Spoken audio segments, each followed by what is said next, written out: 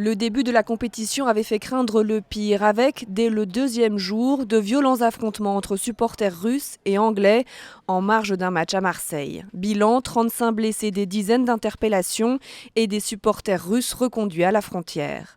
Mais en dehors de ces dérapages liés aux hooligans, l'Euro s'est déroulé dans le calme. Les fameuses fan zones dont on craignait qu'elles soient impossibles à sécuriser ont été un succès, accueillant plus de 4 millions de spectateurs.